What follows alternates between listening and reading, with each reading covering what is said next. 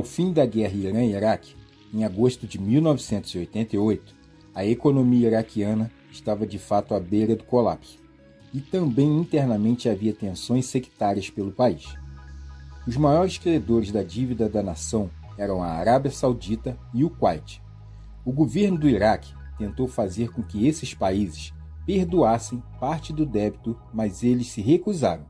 Além da questão econômica, o conflito entre o Iraque e o Kuwait também acontecia por disputas territoriais.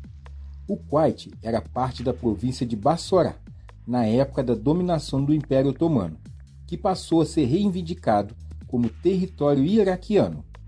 A família real kuwaitiana havia concluído um acordo de protetorado com o Reino Unido em 1899, deixando assim a responsabilidade aos britânicos de cuidar da política externa do país.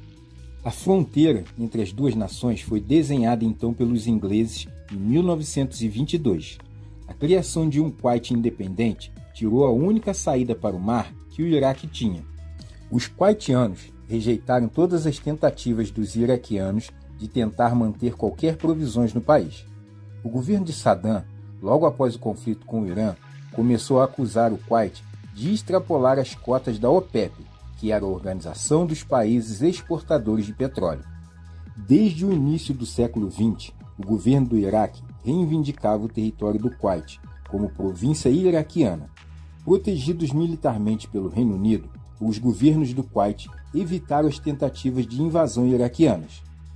Em 1988, agravaram-se os problemas entre Iraque e Kuwait.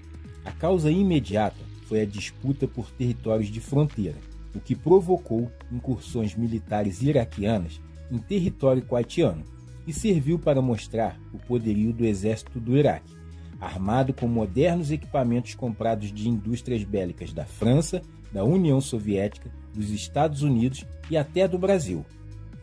Em 2 de agosto de 1990, as tensões entre os dois países culminaram com a invasão e a ocupação do Kuwait por tropas do exército de Saddam Hussein, presidente do Iraque.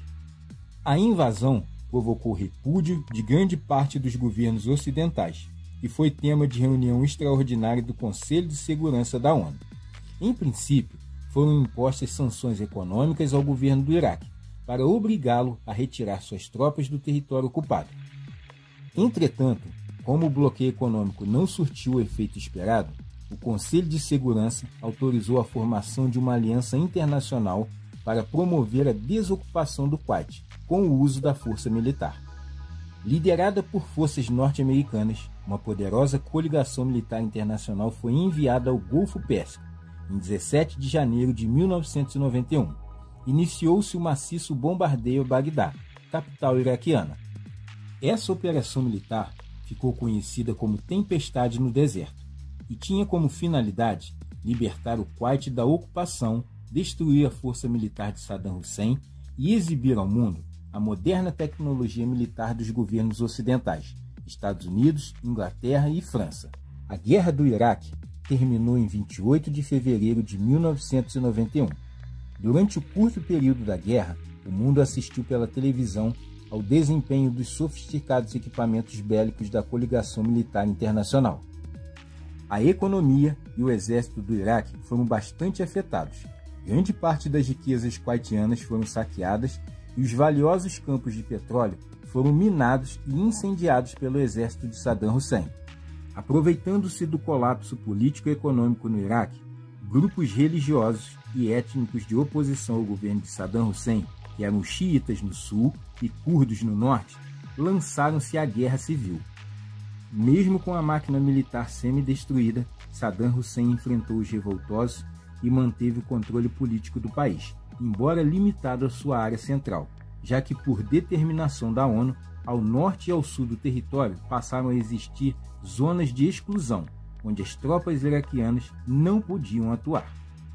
Eu espero que com esse vídeo tenha lhe ajudado a entender um pouco o que foi a chamada Guerra do Golfo.